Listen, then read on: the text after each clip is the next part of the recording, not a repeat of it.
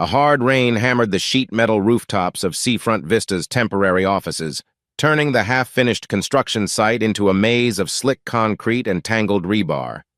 Grayson Roswell sped down the dirt road in his SUV, barely able to see through the drenched windshield. A phone call from an unknown number had jolted him from his late-night paperwork.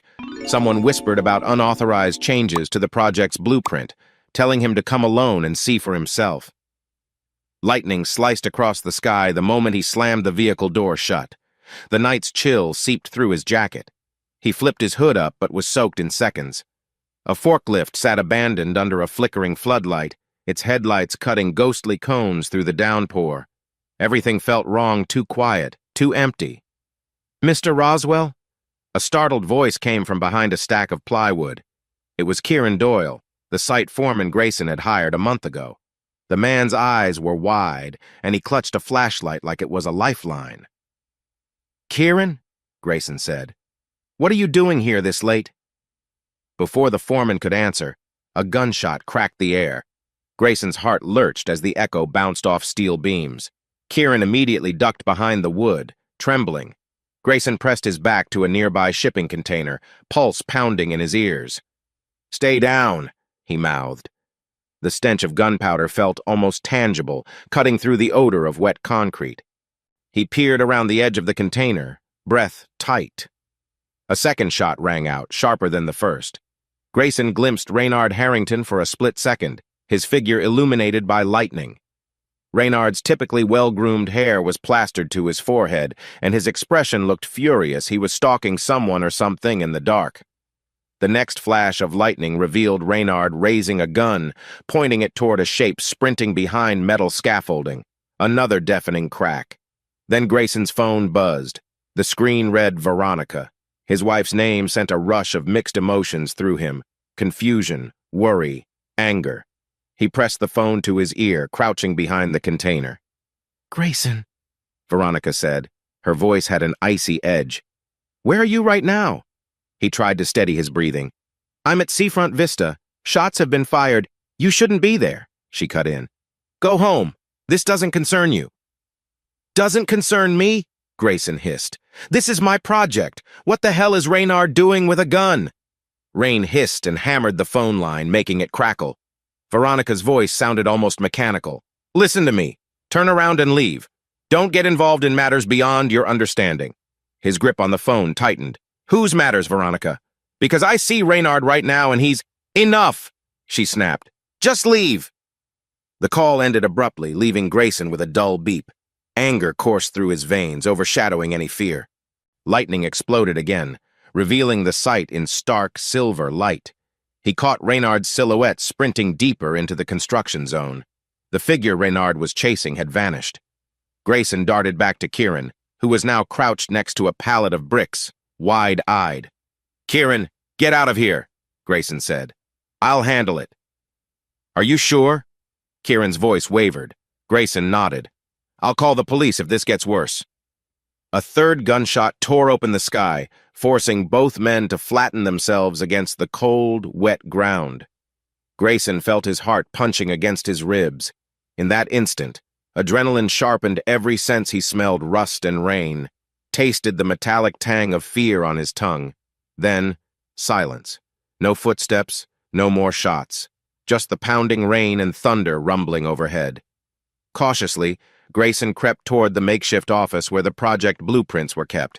His shoes squelched in the ankle-deep puddles. The door was slightly ajar, water streaming in. Inside, the main light flickered as if about to give out. He stepped past desks stacked with rolled-up plans. Rain battered the metal roof, each drop a harsh reminder that any moment Raynard or whoever he'd been chasing could appear.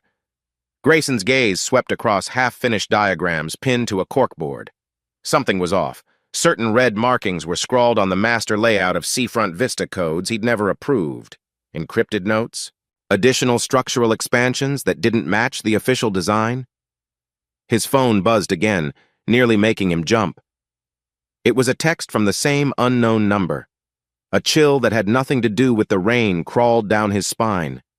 He turned off the flickering light, letting darkness swallow him. The next flash of lightning flooded through the open door. and for half a second he thought he saw a shadow someone outside, but it vanished as quickly as it appeared. Clutching the blueprint pages, Grayson exited the office. The wind gusted violently, the night so black he could barely see. He noticed no sign of Reynard or the phantom figure. Had they both fled? Or were they lurking somewhere, waiting for the right moment? Suddenly, a deep voice echoed across the scaffolding.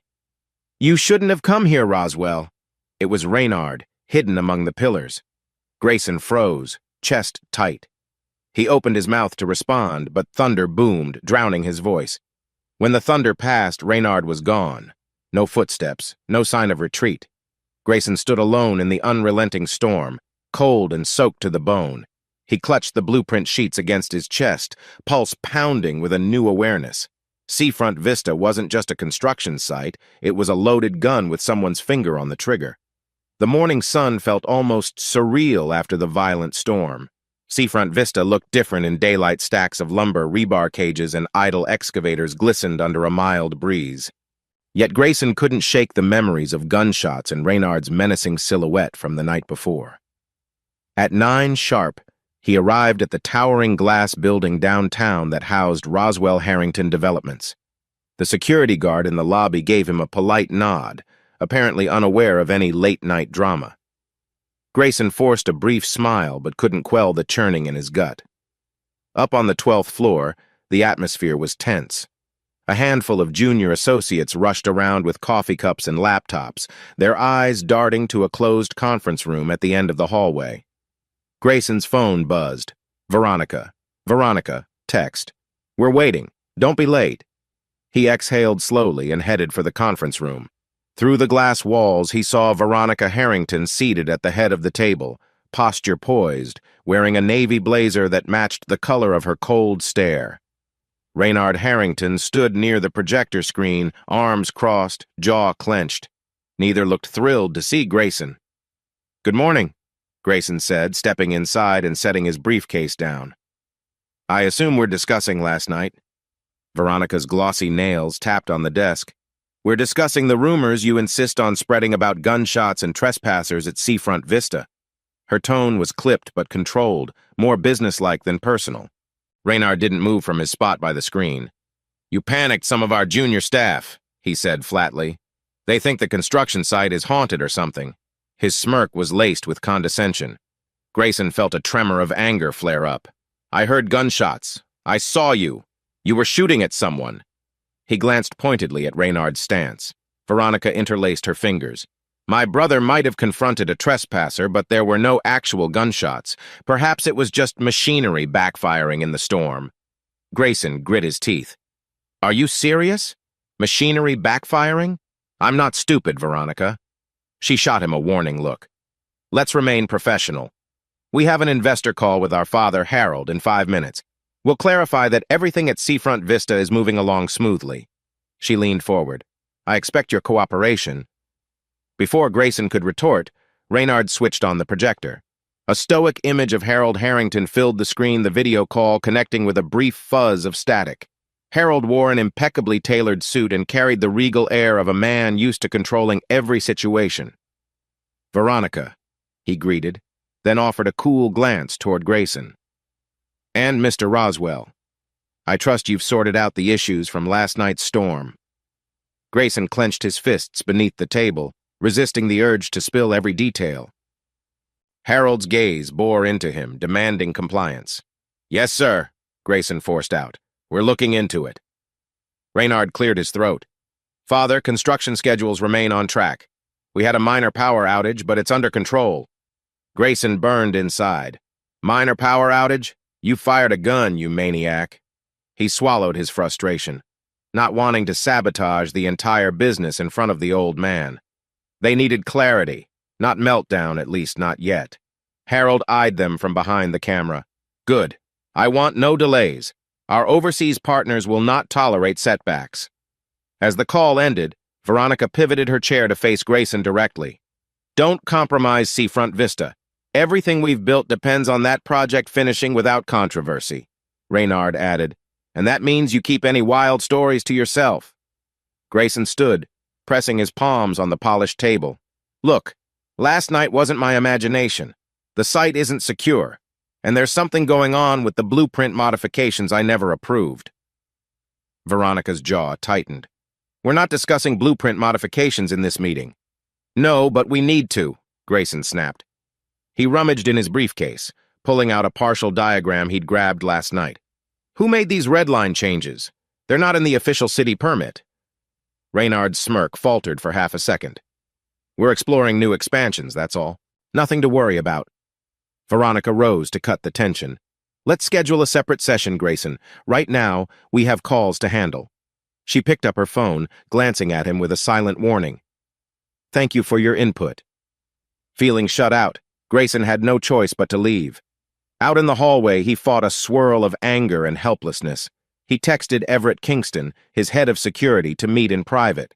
If Veronica and Reynard were dismissing him, then he would find out the truth on his own. As he waited for the elevator, a young intern handed him a sealed folder with his name on it. No sender, no note, just an official blueprint stamp across the top.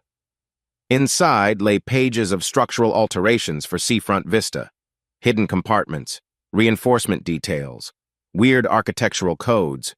Grayson's pulse ticked up. They're altering the entire foundation of my project. When the elevator doors slid open, he stepped in, determined. I won't let them push me out, he muttered under his breath. Whatever they're hiding, I'll uncover it. Late evening light spilled through the tall windows of Grayson's suburban home, painting the marble floor in warm gold. He stood by the kitchen counter, eyes fixed on the front door. Veronica was usually punctual, but tonight she was late again. Every minute only stoked the simmering frustration in his chest. He stared at the envelope in front of him, the suspicious Seafront Vista plans marked with red lines and cryptic notations. He'd spent the day cross-referencing city records, only to find that none of these expansions or modifications had been filed for legal approval. Something about the entire operation smelled of backroom deals. Finally, the door clicked. Veronica walked in, wearing a fitted black dress, her hair still perfect. She smelled faintly of perfume and a trace of wine, someone else's wine, perhaps. Grayson couldn't shake the chill that creeped into his thoughts. You're late, he said quietly. She set her purse down without meeting his gaze. Fundraising dinner. We were discussing expansions for a charitable wing. It ran over. Grayson's fists clenched around the envelope. Charitable wing, huh? Does that foundation meeting you keep mentioning have anything to do with the weird modifications at Seafront Vista? Her eyes flicked to the envelope. For a split second, tension crackled between them like static. Then she forced a cool smile. I'm not sure I follow. Don't do that, Grayson said, voice edging into anger. Don't pretend. I know you and Reynard have your own blueprint changes. And last night, he paused, trying to contain the bitterness. I heard gunshots. She slipped off her heels, ignoring his question. I've had a long day. Let's not argue about illusions. Illusions? Veronica, I'm not hallucinating. I saw Reynard at the site with a gun. She rolled her neck, exhaling.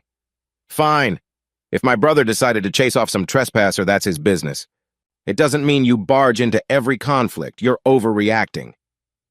Grayson slammed his palm on the kitchen island, frustration boiling over. Overreacting? I'm the co-owner of this entire development, and somehow I'm the last to know about major structural changes. You and Reynard cut me out. He lowered his voice, a thread of hurt weaving through the anger. Why? Her gaze flickered, something like guilt surfacing for an instant. Then it hardened. Because you only see things one way, Grayson. You want every detail by the book. Sometimes business requires flexibility. That's not flexibility, that's corruption. Or worse. He stepped closer, locking eyes with her. Tell me the truth. Is this about some new investor? Is that who you were with tonight? Veronica's lips pressed into a thin line. You're being paranoid. Am I? He tossed the envelope onto the marble counter. Because I found this in a sealed package. These expansions look like they're designed for hidden compartments, underground rooms. This isn't charity, Veronica. She glanced at the diagrams and said nothing. Her silence spoke louder than any denial. A prickle of jealousy and dread coursed through Grayson's veins. The more he looked at her, the more he felt he was staring at a stranger, someone who had carefully cloaked her true intentions. "Look," she said at last, her tone abruptly cold. "I have no interest in picking a fight. Either accept that I'm handling things with Reynard or step aside, because we will not let you slow down Seafront Vista." Grayson inhaled sharply. "You think you can just throw me out of my own project? Don't forget that it was my design my father and I started from scratch." She cut him off. "Marcus Roswell gave you the chance, yes, but you married into the Harrington family. This is bigger now. My father has final say, and Reynard and I are making sure it succeeds." A bitter laugh escaped him. "So you're just a team now, the two of you? Locking me out whenever it suits your purpose?" Veronica squared her shoulders. "We're a family, Grayson, something you might not fully understand." The words landed like a knife. She knew exactly how to use his insecurities, his childhood, his uncertainties about belonging. He stepped back, feeling like the air had been punched out of his lungs.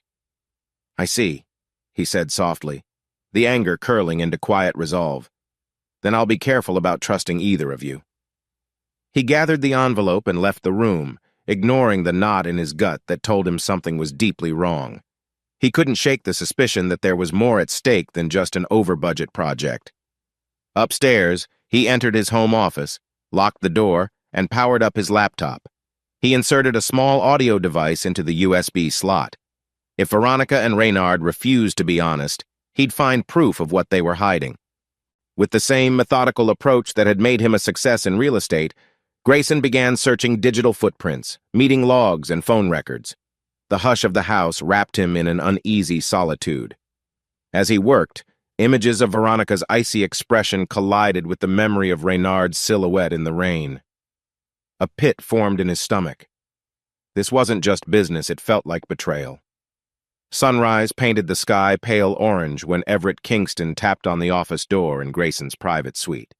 Grayson rubbed the fatigue from his eyes, having spent a sleepless night sifting through suspicious emails and half-baked lead after half-baked lead.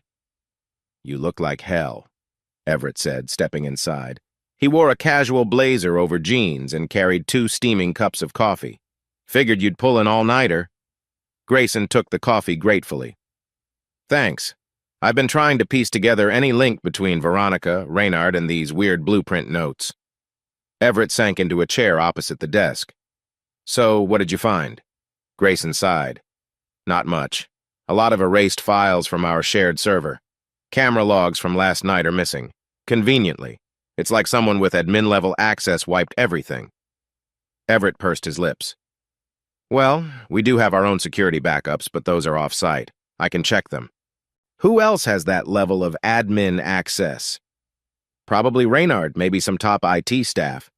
Grayson sipped the coffee, flinching at the bitterness. "I was going to ask you to lead an internal probe, figure out who tampered with the server." Everett nodded. "Count on me, but it might ruffle some feathers, especially among Harrington loyalists. You sure you want the fight?" "Don't see another option," Grayson replied firmly. "Everett, I need you to be my eyes at Seafront Vista as well. Look for any unregistered contractors, unusual shipments. Something's off." He paused, remembering the hidden compartments he'd seen on the revised plans. "I don't care if it's a midnight delivery or a locked storeroom. I want details." Everett gave a crooked grin. "You know me, secret detective at heart." Then he glanced at his phone, brow furrowing. "Heads up. Reynard's on the warpath. I got a text from him. Says he's heading to your office to discuss new project specs." Grayson barked a laugh. "Great! Let him come. I actually want to talk about these so-called expansions." 10 minutes later, Reynard Harrington stormed in without knocking, brandishing a stack of documents. His crisp shirt was tucked into tailored slacks, but there was a tense energy in his movements like a coiled snake. "Grayson," Reynard began in a clipped tone, "why are you messing with Seafront Vista's schedule? I have contractors complaining about new safety inspections, new authorizations. That's your department's meddling, right?" Grayson stood from his desk, crossing his arms. "Safety inspections are standard, especially after last night's chaos. Speaking of which, care to explain the gunshots?" Reynard's nostrils flared. "Oh, that again. Thought we settled this. There was a trespasser. I scared him off. Nothing more." You're blowing it out of proportion. Everett leaned against the wall, watching them. If that's the case, you wouldn't mind us pulling all the security footage, right? A flicker of annoyance crossed Reynard's face. Sure, he said. Do what you have to. Don't expect to find anything. The cameras were down, remember? Grayson moved around the desk, stepping closer to Reynard. They were down because someone with top access deleted the files. That's not a simple glitch. Reynard's lips curled into a smirk. Are you accusing me, your own brother-in-law, of sabotaging the project? You realize how absurd that sounds? Not as absurd as those blueprint changes, Grayson retorted, flipping open a file on his desk. He pointed at a redoubt-lined area. These expansions aren't part of any official city plan. They're not for additional storage, either. They look like sealed chambers connected by tunnels. That's not typical real estate, Reynard. Reynard's jaw tightened. For a moment, he seemed at a loss for words. You wouldn't understand. The Harrington name carries weight in global circles. Some deals require privacy. And does Veronica share this viewpoint? Grayson demanded. Reynard gave a casual shrug. Veronica's a Harrington. She sees the big picture, unlike you. That's enough, Everett cut in. Whatever the big picture is, we run a legitimate company. If you're stepping outside the law, it's our responsibility to know. A sneer tugged at Reynard's mouth. I'd watch your tone, Kingston. You're just an overpaid bodyguard around here. Everett narrowed his eyes. Grayson stepped between them. Stop, he said firmly. There's no point in slinging insults. Just tell us the truth about these expansions. Reynard folded his arms. You really want me to be honest? Fine. Drop the inspections, trust Veronica and me, or step aside. We don't need you torpedoing the company with paranoid nonsense. Grayson felt adrenaline spike, memories of last night's shots returning. Paranoid nonsense, he echoed. We'll see about that. He grabbed his phone and in front of Reynard texted Adelina Vega. Need a deep recovery of all camera logs. Urgent. Reynard watched him quietly, a flicker of caution in his eyes, then snorted. You're making a big mistake. Without another word, he stormed out, leaving tension crackling in his wake. Grayson exhaled slowly, shooting Everett a meaningful look. Did you see his face? He's definitely hiding something, Everett muttered. Grayson nodded, feeling an undercurrent of dread. And Veronica's right there with him, he said, voice quiet. Which means I've got to protect myself and the project. Outside the windows, a gray sky gathered, promising more rain. Grayson had the uneasy feeling that last night's shots in the dark were only the beginning. Something far more dangerous was brewing behind the Harrington family's smooth veneer, and he was running out of allies and time. In these 4 chapters, we established the tense atmosphere, the gunshots at Seafront Vista, the simmering conflict between Grayson and the Harringtons, and the seeds of suspicion that Veronica and Reynard are hiding something major. Grayson, with the help of Everett and eventually Adelina, begins his quiet investigation into the shady aspects of the construction site. No additional future plot points are revealed, ensuring the story remains focused solely on Part 1 for now. Below is Part 2, which corresponds to chapters 5 through 8 in the outline story. These chapters focus on the investigation and the emerging suspicions about Seafront Vista's hidden agenda, staying within the details given. The language is in contemporary American English, aiming for about 6001000 words per chapter.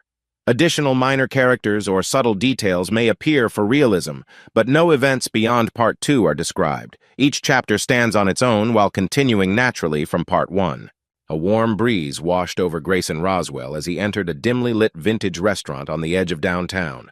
Ornate brass chandeliers cast soft halos across worn velvet booths, and the subtle clink of silverware mixed with hushed conversations. In a back corner, a single candle flickered on a small table set for 2. There sat Adelina Vega, tapping her manicured nails on a wine glass. Grayson slid into the booth with a weary sigh. Adelina, he greeted, forcing a polite nod. Sorry for dragging you out here. She leaned forward, eyes gleaming with concern. I figured you wanted maximum privacy. This place is old school enough that no one bothers to eavesdrop. She paused, glancing at the USB in his hand. That the camera footage from Seafront Vista you mentioned? He handed it over with a tight-lipped grimace. Yeah. Well, what's left of it?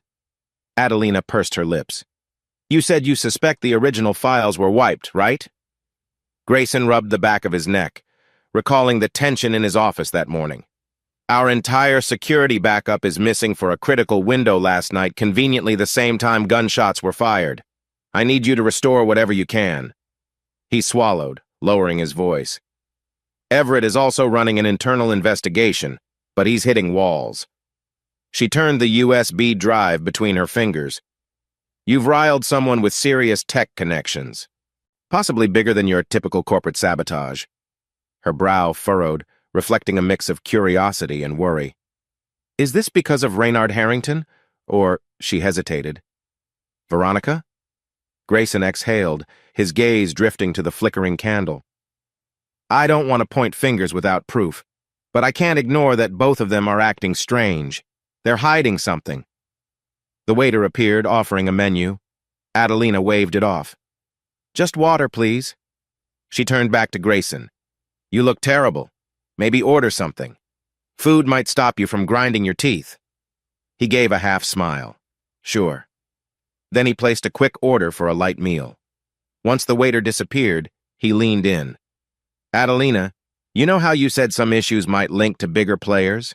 I just want to be sure I'm not overreacting. She tilted her head, eyes narrowing in thought.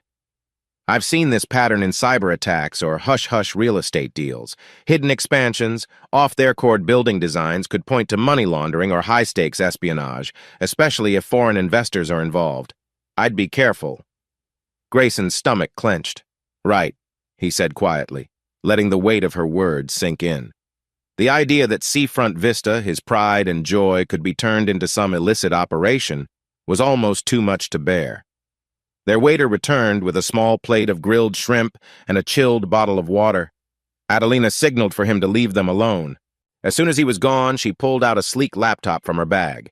No time like the present. She plugged in the USB, her fingers flying across the keyboard. Lines of code and data scrolled on the screen, accompanied by faint beeps. Grayson watched as her expression went from mildly confident to a more puzzled frown. They used a layered overwrite, smart. This could mean they had professional help. She kept typing, occasionally pausing to run a specialized recovery program. If these folks left behind even a ghost of the original data, I'll find it. He sipped water, trying to quell the anxious flutter in his chest. So you think it's more than just Raynard messing around with company files? Adelina shrugged. He might be in on it, or maybe he's just a puppet. Hard to say, but I'll let you know once I've got something. She closed the laptop for the moment. Give me a day or two.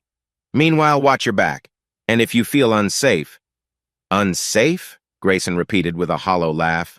I already feel like I'm walking a minefield. She reached across the table, giving his hand a comforting squeeze. Well, I'm here to help. You're not alone in this, Grayson.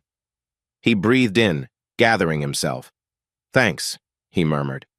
I owe you. With that, the two quietly finished their impromptu meeting, neither of them truly tasting the shrimp or water. Their minds were locked on the gnawing possibility that Seafront Vista's sabotage went beyond a petty family dispute.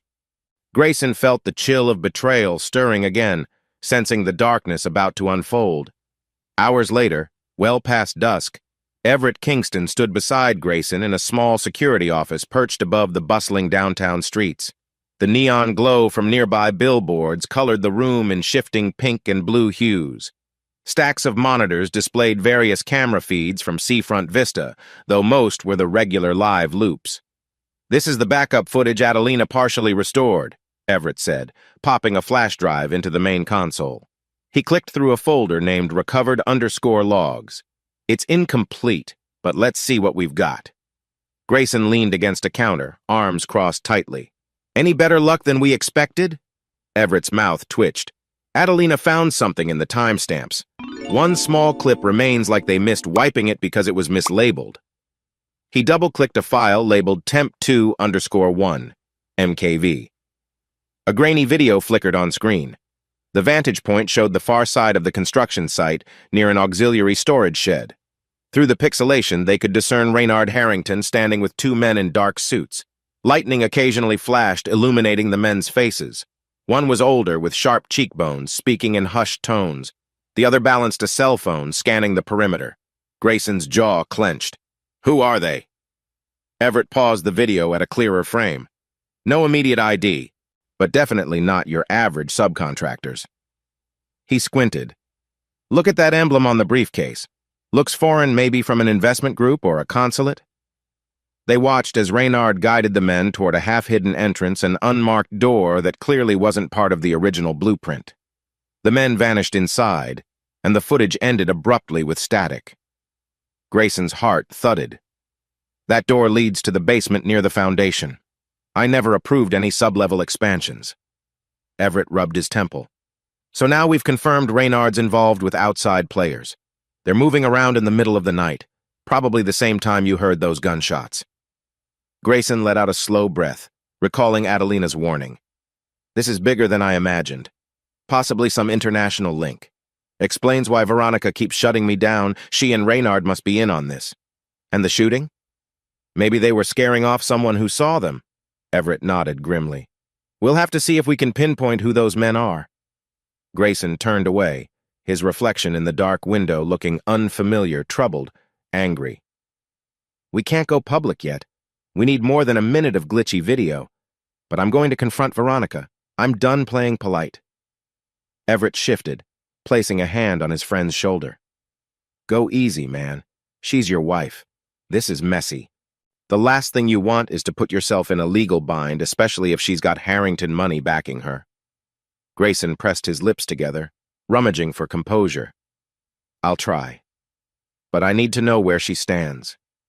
If she's truly in bed," he paused, swallowing the bitter metaphor, "with shady investors, I deserve the truth."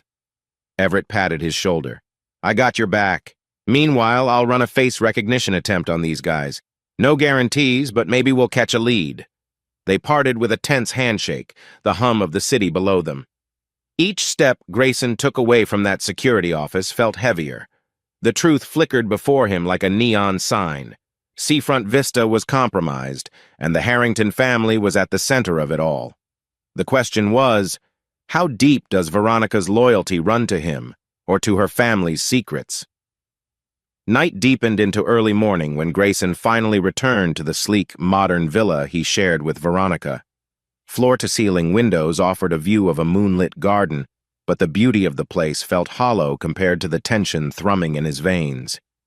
He found Veronica in the living room, barefoot in a silky emerald dress, pacing with a half-empty glass of wine. The aroma of a woodsy perfume mingled with the faint scent of alcohol. When she spotted him, her eyes flared with a dangerous mix of anger and relief. "Do you have any idea what time it is?" she snapped, setting her wine glass down on the coffee table. He shrugged off his jacket, tossing it over a chair. "It's late, obviously. Guess you'd know that best. Where were you, by the way?" His tone carried more accusation than question. Veronica glared, crossing her arms over her chest. "I was at a fundraising event for the Harrington Foundation. You know, the one I told you about. Or do you actually read my messages these days?" Grayson approached, feeling the tension coil around his gut. "The same foundation meeting you mentioned before, right?" He recalled that suspicious text from an unknown number on her phone. "Funny how these charity gatherings keep you out till 2 in the morning." She scoffed. "You're not my keeper, Grayson. If I want to stay out late, I can. God, you're acting so paranoid." He took a deep breath, reminding himself not to explode. "Then how come every time I ask about Seafront Vista's expansions, you dodge me? Or worse, defend Reynard's shady moves?" "Shady?" Veronica's laugh sounded hollow. "You think you're the only one with a vision for that project? Reynard and I are securing new investments, diversifying. You're just upset you're not controlling every detail." He clenched his jaw. "It's not about control. It's about trust. That blueprint was altered behind my back. Gunshots were fired at the site. Foreign suits are sneaking in at night. You and Reynard are orchestrating something huge and keeping me in the dark." She slammed her hand on the table, rattling the wine glass. "Stop overreacting! You know nothing about the bigger picture. Harrington deals have always been high level. We can't afford your meddling." His voice rose, unable to hold back. "I'm not meddling, Veronica. I'm your husband, the co-founder of Roswell Harrington Developments. If something illegal or dangerous is happening, I have a right to know." She pivoted, snatching her glass, gulping the last of the wine. "Oh, so now you're the moral authority." Her lip curled. "You want to know the truth? You're the one who's incompetent to handle certain complexities. You'd ruin deals out of fear." Grayson's chest tightened as the bitterness flared. "So that's it," he said, voice taut. "You and your brother see me as a liability. Should I just pack up and leave then?" Veronica stepped closer, her breath tinged with wine. "If you can't handle how Harringtons do business, maybe you should. Because I refuse to let your naive sense of right and wrong sabotage our progress." A tense silence choked the room, the only sound the quiet ticking of a nearby clock. Finally, she pointed toward the stairs leading to the bedrooms. "Either get on board or get out," she hissed. "I don't have the patience for your paranoia anymore." The words hung in the air like shards of ice. Grayson glanced at her trembling hand, noticing the faint lines of stress around her eyes. She looked exhausted, cornered even. Part of him wanted to reach out, to remind her they once loved each other wholeheartedly. But the wall between them felt insurmountable, his throat constricted.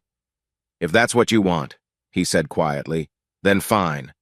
But I'm not giving up on Seafront Vista, not when I sense something is deeply wrong."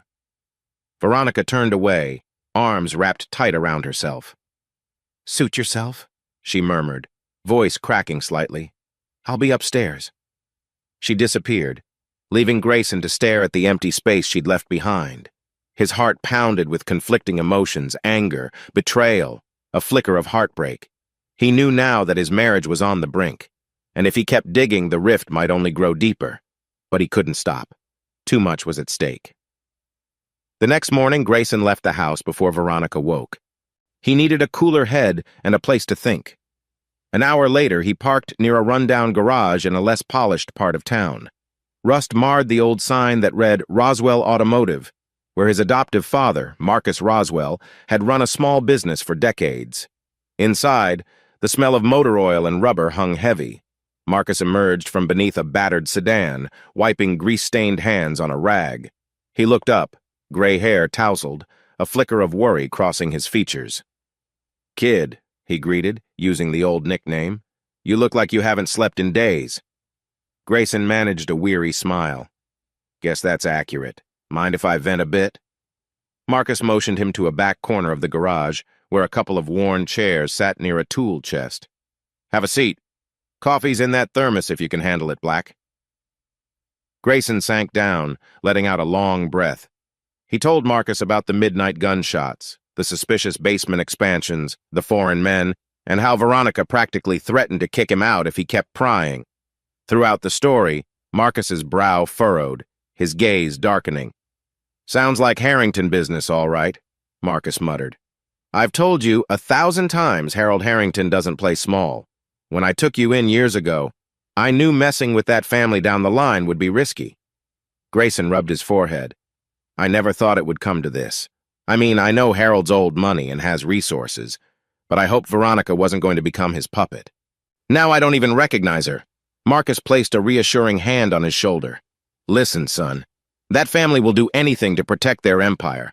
If someone saw something they shouldn't, a few bullets in the dark might just be their style." His tone grew quiet with paternal concern. "Don't let them corner you. If you've got evidence of wrongdoing, make sure it's safely tucked away." Grayson swallowed, recalling the partial footage, the hidden door, and Adelina's pending deep dive into the recovered data. "I'm trying to gather proof," he said, voice steadier, "but it might be a while before we have enough to confront them." Marcus nodded slowly. "Just be careful. The Harrington name carries weight in this city. They could smear you, freeze your assets, or worse. You might want to think about an exit plan just in case." An uneasy chill spread through Grayson's core. "An exit plan?" he repeated. Marcus sighed. "Look, I know you love Veronica, but if she's locked arms with Harold and Reynard on some big scheme, you don't want to be the fall guy." He paused, shooting Grayson a meaningful look. "Or the corpse." Grayson let that sink in, anger bubbling under his fear. "I won't run. I spent my entire life fighting to stand on my own 2 feet in this city. I won't let them bulldoze me out. A faint grin tugged at Marcus's lips. That's the stubborn kid I raised. Just promise me you'll keep your eyes open. Grayson nodded, the old man's concern both comforting and sobering. Outside, an engine revved as a customer arrived. Marcus headed back to work, leaving Grayson to gather his thoughts amidst the clang of tools and the heavy smell of oil. Before leaving, Grayson caught Marcus by the hood of the sedan. "Thanks for listening," he murmured, feeling the bond that went deeper than blood. "I'll be careful." Marcus gave a brief nod. "You do that, and if you need backup, you know where to find me." Stepping into the morning sun, Grayson felt the conversation solidify his resolve. He had to protect himself and uncover the truth behind Seafront Vista. The only question, would he lose everything else in the process? Grayson Roswell could sense something was off the moment he pulled into his driveway. The lights in the front hall blazed, but the rest of the house loomed in darkness, as if the place were half abandoned. Stepping through the door, he spotted Veronica standing in the foyer, dressed in a tailored black blouse and slacks. Her arms were crossed tightly, nails digging into her own skin. Beside her, leaning casually against the marble banister, stood Reynard Harrington. He wore a faintly smug expression that Grayson wanted nothing more than to wipe off his face. A prickle of tension ran up Grayson's neck. "You're late," Veronica said, voice echoing in the quiet hallway. Grayson tossed his keys onto a side table. "I didn't realize I was supposed to be on a schedule." Reynard's smirk widened. "It's not like you asked for permission," he said, feigning boredom. "Why don't we cut to the chase?" Veronica inhaled sharply, squaring her shoulders. "Grayson," she said, "I want you to leave." Her tone was so flat it barely registered at first. "Take your things, your files, whatever you need, but get out." A flare of disbelief jolted Grayson. "Excuse me?" Reynard let out a soft chuckle. "You heard her. You have 15 minutes. Trust me, that's more than generous." 15 minutes? Grayson repeated, shock giving way to a flood of anger. The overhead light glinted off Reynard's watch, reminding him uncomfortably of a countdown. "You think you can just throw me out of my own home? The place I paid for?" Veronica stiffened, chin lifting. "I'm done fighting with you, Grayson. You've disrupted the business, the family, everything." Her voice cracked just enough for him to sense the pain beneath. Then her gaze hardened again. "You're no longer part of this household. I want you gone." He let out a humorless laugh, scanning the tension in her posture, the satisfied gleam in Reynard's eyes. "So that's it?" he murmured. "All these years, everything we built, you just snap your fingers and I'm gone?" Veronica's jaw tensed, but she didn't waver. "I'm not repeating myself." 1,000 questions buzzed through Grayson's mind. Why now? Did they discover something about his quiet investigation? Or had Veronica decided that protecting Harrington interests was more important than their marriage? Glancing past them, Grayson saw a few suitcases stacked against the wall, his suitcases, apparently. He recognized some personal items jammed in. The neatness of it stung more than any argument. They'd planned this. Reynard drummed his fingers on the banister. "Tick-tock," he said, softly mocking. Grayson ground his teeth, adrenaline pulsing hot under his skin. But storming out in a rage would solve nothing. He needed to keep a level head, at least long enough to grab crucial documents. "Fine," he said at last, voice shaking. "You want me out? I'll leave." He marched past them and headed upstairs, ignoring Reynard's low whistle. In the master bedroom, where every piece of furniture reminded him of Veronica, he found several drawers already emptied. The closet door was ajar, and half his clothes were thrown on the bed. With trembling hands, he rummaged through the pile, searching for a lockbox containing certain files he'd hidden weeks ago, spreadsheets on suspicious offshore accounts, backup copies of preliminary Seafront Vista permits. There. He snatched the lockbox, shoving it into a duffel bag. Downstairs, he paused in his study to sweep a few more items' photos, a small safe containing personal funds. Within minutes, he'd crammed everything that mattered into 2 bags. He didn't bother with the rest. This felt more like an evacuation than a planned move. At the front door, Veronica and Reynard waited. She avoided his eyes. Reynard's smirk deepened. "That took, what, 10 minutes? You had time to spare." Grayson's glare could have cut steel. "I hope you're satisfied," he muttered, mind churning with a swirl of betrayal and fury. He sensed an unspoken threat behind Reynard's self-assured grin. "We've won," the grin seemed to say, "and you're finished." Before stepping out, Grayson turned to Veronica, forcing himself to speak calmly. "You realize I'm not just going to vanish. I know there's more to Seafront Vista than you're letting on. I'm going to expose it." She flinched slightly, but Reynard cut in. "Expose away, buddy. We'll see how that works out for you." The implied threat made Grayson's skin crawl. With one final look, part anger, part sorrow, Grayson pushed open the heavy door. Outside, the night air bit cold against his cheeks. He heard it slam behind him, the metallic click of the lock echoing like a gavel. In that moment, he felt an odd numbness, the reality of losing both his home and the woman he loved. Jaw set, he loaded his bags into his car. Blood pounded in his ears as he started the engine. There was no turning back, not now. They wanted him gone, but he intended to fight. Pulling away from the driveway, he made a silent vow. "I will bring down whoever thinks they can bury me." His phone buzzed with a text from an unknown source. "They're moving faster than you think. Be ready." He exhaled, adrenaline spiking again. "I'm ready," he whispered into the darkness. And with that, Grayson drove off into the night, determined to unleash everything he had on the Harringtons. 2 hours later, Grayson parked in front of a dilapidated warehouse on the industrial outskirts of the city. It was nearly dawn, and a pinkish glow tinged the eastern horizon. He recognized the rusty metal door, the overgrown weeds Marcus Roswell's old storage facility, a place rarely used since the automotive shop had downsized. He lugged his suitcases inside, stepping through scattered crates and tools. There, under a flickering overhead bulb, stood Marcus himself. The older man looked tired, worry carved into the lines of his face. "Kid," Marcus said in a hushed voice, "you look half dead. What happened?" Grayson set down his bags, letting out a long, shaky breath. "Veronica kicked me out. 15 minutes like I was some intruder." His voice wavered with residual anger. Marcus frowned deeply. "So it's come to that." He motioned Grayson toward an old wooden table and pulled out a steel folding chair. "Sit. We need to talk." Grayson dropped into the chair, feeling the weight of exhaustion crush him. He started to recount the confrontation, Veronica's cold resolve, Reynard's mocking grin. Marcus listened, arms folded, occasionally nodding with grim understanding.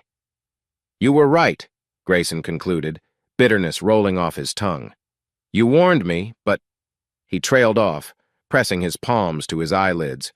"I just didn't think it'd get this bad." Marcus cleared his throat. "There's more you need to know about the Harringtons, son. Stuff I've kept from you until now because I hoped it'd never matter." The older man took a breath, eyes flicking around as if worried they were being overheard. Then he reached into a battered file box, pulling out a manila folder with Grayson's name scrawled across it. "What I'm about to show you is going to hurt. But it's time." Grayson's heart hammered. "What is it?" Marcus opened the folder and handed Grayson several official-looking papers, a birth certificate, hospital documents, even some old receipts. "The truth is," Marcus began slowly, "Harold Harrington is your biological father." For a moment, the world seemed to tilt. Grayson's eyes flicked over the certificate, mother unknown. Father, Harold Whitmore Harrington. He felt as though an iron band was tightening around his chest. "What, how? You never—" His words stumbled, disbelief flooding him. Marcus rubbed the back of his neck. "I took you in when you were a baby, after Harold paid me handsomely to keep it secret. He didn't want anyone knowing he fathered a child outside his marriage. He financed your schooling in the Shadow's anonymous scholarships, job placements just enough so you'd rise in the world. Then he pulled strings to introduce you to Veronica, to bring you closer, use your talent for real estate." Grayson's throat went dry. "You're telling me all this time that bastard was manipulating my life? Even my marriage?" Images of Harold's stern face on video calls, the old man's disapproval, the strange tolerance he'd shown for Grayson suddenly clicked into place like a nightmarish jigsaw puzzle. Marcus nodded, guilt etched on his features. I never thought it'd blow up like this, but I owed Harold a debt from my old days. He forced me to raise you. I grew to love you like my real son. His voice cracked. But he always said he'd come calling when he needed you. A sick wave of realization hit Grayson. Harold Harrington had orchestrated every major stepping stone in his career, from entering the lucrative Seafront Vista project to marrying the man's own daughter. "Why didn't you tell me sooner?" he whispered, tears burning the back of his eyes. Marcus let out a trembling sigh. "Because I was scared. Harold has the power to destroy everything he threatened to come after us both if I revealed the truth. For years, I convinced myself you'd never need to know, but now you see how they're turning on you." Silence fell, punctuated by the distant hum of machinery. Grayson wanted to scream, to break something. The deception was staggering, a twisted plot he'd unknowingly played into his entire life. Eventually, Marcus placed a comforting hand on Grayson's shoulder. "I'm sorry, son, but you had a right to know." Grayson closed his eyes, raw anger and betrayal coursing through him. "Harold," he murmured. "He used me as a pawn. No wonder Reynard and Veronica had that smug aura they probably knew." Marcus swallowed hard. "I suspect Reynard found out at some point. Veronica, I'm not sure, but Harold definitely orchestrated more than you can imagine." Grayson rose from the chair, eyes blazing with fresh determination. "If Harold thinks he can discard me, he's got another thing coming." He clutched the papers in a white-knuckled grip.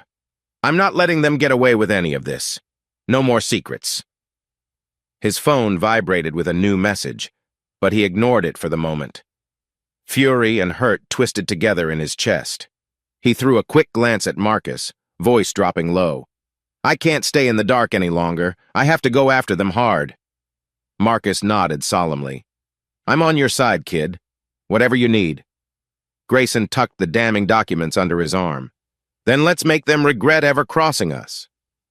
That afternoon, Grayson hurried into a nondescript office building where Everett Kingston was renting a temporary workspace. "For extra security," Everett had said. The place smelled of fresh paint, and blank walls made it feel half-finished. Adelina Vega's workstation stood near the back, cables and monitors scattered around. She perked up at Grayson's arrival. Everett greeted him, voice hushed. "Did you find a place to stay?" Grayson grimaced. "I'm bunking at an old warehouse with Marcus." He didn't mention the revelation about Harold yet. He wasn't ready to say the words out loud. "Any updates on the data recovery?" Everett exchanged a look with Adelina, who nodded and pulled up a complex spreadsheet on her laptop. "We managed to piece together some additional files. It's partial, but enough to confirm Reynard's involvement with an entity called Statham International." Grayson sank into a folding chair. "Statham International? Doesn't ring a bell." Adelina typed rapidly, lines of text scrolling up. "It's not a public company, but more of a holding group with rumored ties to various intelligence networks overseas. They funnel money into development projects with strategic or covert advantages like hidden facilities, underground expansions." She clicked a folder containing building schematics that matched the layout of Seafront Vista's sublevel. "I found references to an Annex 3A that's definitely not in the city's official plans. Reinforced walls, advanced surveillance lines, almost like a mini-fortress. If Statham International is backing this, they might be using Seafront Vista for something clandestine espionage or contraband distribution." Grayson clenched his jaw, recalling the cryptic men in the camera footage. "And Veronica, Reynard, they're helping set this up?" Everett sighed. "Seems likely. There are also some encrypted references to Harold Harrington." He shot Grayson a questioning look. "Makes sense, right? Harold's the big man in the Harrington Empire. Maybe he's the one who brokered it all." A knot of anger twisted in Grayson's gut at the mention of Harold. "They're risking everything, my entire dream. My name for what? More power?" Adelina leaned back, fingers interlaced. "Money, influence, leverage. People like the Harringtons never shy away from a dirty opportunity if it advances their interests." She hesitated, searching his face. "You sure you want to keep pushing this? They're dangerous." Grayson gave a short, humorless laugh. "Trust me, I have more reason than ever to tear them down." He swallowed, forcing composure. "So what's the next move?" Everett scrolled through more documents. We keep gathering evidence until we can link Harrington and Statham directly. We need enough proof to blow this open legally, or through the press if necessary. Grayson nodded. I'll talk to a friend in the city's planning department. Maybe they can confirm these expansions are unregistered. That's a felony, right? Adelina snapped her laptop shut. Definitely. Also, I've started scraping data on Statham's known shell companies. If we can show their money flowing into Harrington accounts, that's a big scandal, possibly enough to bring them down. A flicker of determination lit Grayson's eyes. Let's do it. I won't let them use Seafront Vista for some shady international scheme. Just then, a text buzzed on Everett's phone. He read it with a frown. That's weird, a lawyer named Eliana Chung reached out. Says she's representing you, but you've never met her? Grayson stiffened. No, I haven't, but maybe someone recommended her. Could be a break. I'm sure Veronica and Reynard are lawyering up. We need counsel, too. Everett nodded. She wants to arrange a meeting. Something about potential defamation suits. Maybe Harrington's gearing up to smear you publicly. Grayson's jaw tightened. All right, set up an appointment. I'd rather be prepared than ambushed. Adelina checked her watch. I have to head downtown for more research. Keep me posted. And Grayson, watch your back, okay? She paused as if she wanted to say more, but then just gave a reassuring smile and left. When she was gone, Everett patted Grayson on the shoulder. We're making progress, but be careful Veronica and Reynard won't just roll over. Grayson let out a slow breath, recalling the swirl of betrayal in Veronica's eyes and Reynard's smug dismissal. They started this war, he said quietly. I'm just finishing it. 2 days later, the storm Grayson feared finally hit. He was in a cramped interview room at the City Financial Crimes Division, bright fluorescent lights reflecting off a metal table. Opposite him sat a stern-faced investigator rifling through a thick file labeled with Grayson's name. Mr. Roswell, the man said, voice level. We have reports of irregular transactions, missing funds, and fraudulent bookkeeping tied to Seafront Vista. Care to explain? Grayson's pulse hammered. This is a misunderstanding, he insisted. I'd never tamper with the project's finances. If you're seeing missing funds, maybe you should ask my so-called partners. The investigator cocked an eyebrow. Your partners? The Harringtons? Because I have sworn statements from them indicating you handled all budget approvals. Rage flared inside Grayson. They're lying. Look, I have partial evidence that there's an offshore account funneling in... The investigator cut him off with a dismissive wave. We'll see about that. For now, we've frozen your personal and business accounts pending further review. He slid a formal notice across the table. Grayson stared, heart sinking. My accounts, my lifeline, he thought. You can't do that without due process, he said, but the words sounded hollow. It's within our authority for suspected financial crimes, the investigator replied coolly. We'll contact you if we have further questions. For now, you're free to leave unless you'd prefer to stay. Grayson snatched the paper, anger trembling in his grip. I'll find a lawyer, he muttered, pushing up from the chair, and I'll prove this is all a setup. He stormed out into the lobby, nearly colliding with Eliana Chung, who quickly recognized him from a photograph. She wore a sharp navy suit and carried a stack of legal briefs. Mr. Roswell? She asked, concern evident in her tone. I'm Eliana Chung. We spoke briefly over email. He stared at her, tension still rolling off him. You have great timing, he said bitterly. They just froze everything. I'm practically a dead man walking. Someone manipulated the books to make me the fall guy. Her expression softened sympathetically. I'm here to help. I've reviewed some preliminary documents, and I think we can push back. Do you have any leads on who planted false records? Grayson clenched his jaw. Reynard Harrington, possibly Veronica. They're behind this, I'm sure, but I only have partial evidence. Eliana nodded. Then let's gather all we can. I'll file motions to unfreeze your assets or at least secure a living allowance. But you need to be prepared for a legal brawl. They won't go easy on you, especially if they've gone this far. Something about her calm competence soothed him, but the betrayal still burned. I appreciate it. I'll show them the real criminals in this operation. I'll show them the truth. His voice trembled with the force of his anger. Exiting the building, Grayson found the press already camped outside, cameras flashing. He shielded his face, refusing to speak, and quickly wove through the throng. Microphones were shoved at him. "Mr. Roswell, is it true you embezzled millions? Did you flee your own home?" Every question felt like a twisting knife. He hurried to his car, slamming the door before letting out a raw, shaky breath. The Harringtons had pulled the ultimate move, turning him from victim to villain in the public eye. As he drove away, his phone buzzed with a call from Marcus. "You okay?" Marcus asked, voice thick with worry. "No," Grayson answered, frustration lacing every syllable. "They're trying to ruin me, but it won't end here." He glanced at the freezing notice in the passenger seat. "I'm going to make them pay for this." Marcus exhaled. "Don't do anything stupid. We'll fight them smart." Grayson's gaze darkened, the city lights flickering across his windshield. "Smart, sure," he said quietly. "But I won't hold back. I'm done letting them control my life." Inside him, a fierce resolve had awakened to destroy the Harringtons before they destroyed him. And he knew, with everything unraveling, there was no turning back. A flickering fluorescent bulb cast sharp shadows across the old brick cellar. Grayson Roswell paced in front of a folding table where Adelina Vega, Everett Kingston, and Eliana Chung sat reviewing papers. Only a single laptop glowed in the dim, highlighting the strain on everyone's faces. Eliana Chung, poised in a neat blazer and pencil skirt, flipped through documents. "So let me summarize," she said, voice calm but urgent. "You have evidence showing Veronica transferred significant funds to an offshore account under a shell corporation, plus a contract Reynard signed with some group called Statham International. The latter indicates construction of hidden sublevel facilities at Seafront Vista." Grayson paused, running a hand through his hair.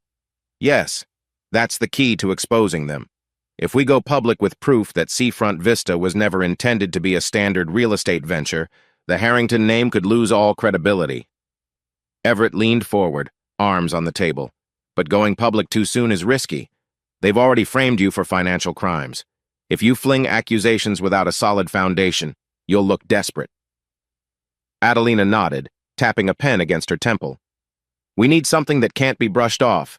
Bank statements, hidden floor plans, emails enough to corner them in the eyes of big investors and possibly federal authorities." Eliana, adjusting her glasses, set down a sheaf of papers. "I'm drafting a preliminary report to present to the board members who aren't fully under the Harringtons' thumb. Once we release this, we want them to ask the right questions. That's how we shake the empire." Grayson's gaze flicked to the far corner of the cellar. Dust motes danced in the faint overhead light, reminding him how clandestine their plan was. "We have to time it perfectly," he said, voice low. "Reynard and Veronica have deep contacts. If we show our hand too early, they'll bury the story or bribe people to keep it quiet." Everett grimaced. "We also need to confirm Statham International's real identity. So far, they're a ghost. Minimal digital footprint except for shell accounts." Adelina spoke up. "I've uncovered partial logs of phone conversations referencing code names. That might be enough to tie Reynard to them. Also, I'm meeting an anonymous source tomorrow who claims to know more about Statham's stateside operations." Eliana interlocked her fingers, scanning the group. "So let's lay out the strategy, gather bulletproof evidence, quietly inform certain shareholders and a trusted government contact, maybe the FBI's Financial Crimes Unit. Leak the story in tandem with those official inquiries, so Harrington can't squash it. Win public sentiment before they can spin it." Grayson took a breath, recalling the near ruin he faced after they froze his accounts. And what if they retaliate again? They've got muscle, connections. They're not afraid to use them. Everett's lips pressed into a thin line. "Hence why we're meeting down here," he said, gesturing around the cellar. "Secrecy's our best defense right now." Eliana shuffled the papers into a neat pile. "We must also handle the scandal regarding your alleged embezzlement, Grayson. I'll petition the court to unfreeze your assets. Meanwhile, you'll need to keep a low profile. Harrington may escalate if they sense an imminent threat." Grayson exhaled slowly. The magnitude of what they were doing hit him squarely. He was about to dismantle the empire he once helped build. "Let's do it," he said, voice steady. "But keep in mind, Once we fire the first shot in this war, there's no walking back. Adelina shut her laptop, eyes flashing with determination. We're with you. They forced your hand, Grayson, time to show them what you're capable of. In that dimly lit cellar, with dust swirling and stale air, they finalized the steps of their plan. Grayson felt a spark of renewed purpose deep inside. His enemies had moved first, but now it was his turn to strike, and he intended to bring every dirty Harrington secret into the light. A pale moon shone over the skeletal frames of Seafront Vista as Grayson and Everett slipped through a back gate. Midnight winds whipped across the unpaved lot, stirring dust and the faint tang of salt from the distant sea. Over the radio earpiece, Adelina's voice crackled from some safe vantage point outside. "Camera loops are on your feed," she whispered. "I've set them to replay older footage. You have about 15 minutes before the system resets." Grayson nodded in the darkness. "Copy that," he murmured, adjusting the small flashlight clipped to his vest. "Let's move, Everett." They skirted piles of cinder blocks and half-finished concrete walls. The site was mostly silent, though the faint hum of a portable generator thrummed near the main structure. According to the secret blueprints, this area housed a hidden storage room where original design documents might be kept. If they retrieved the official plans, ones that revealed the suspicious expansions, Grayson could confirm everything. Reaching a side entrance, Everett tested the door. Locked, of course. He slid a small crowbar from his pack. "Cover me," he whispered. Grayson stood watch, pulse quickening. Every second felt like borrowed time. The click of metal against metal echoed, then snap, the door popped open. They stepped into a dark corridor, the smell of fresh drywall and sawdust heavy in the air. Suddenly, a flashlight beam swept across the far end. Grayson ducked behind a stack of plywood, signaling Everett to cut his own light. Two dark-clothed figures emerged, armed with sidearms. Harrington's hired security, presumably. One of them spoke in a low voice. "Could have sworn I heard something." His partner grunted. "Don't spook yourself. Just do a quick sweep." Grayson's heart pounded. He pressed himself against the plywood, sweat beading on his forehead. He could feel Everett's tense posture right beside him. The security men drifted closer, boots thudding softly on concrete. Grayson braced, scanning the area for an escape route. But as they were about to be cornered, a faint clang echoed from the other side of the building, Adelina's diversion. The two guards tensed, muttered curses, and jogged away to check the noise.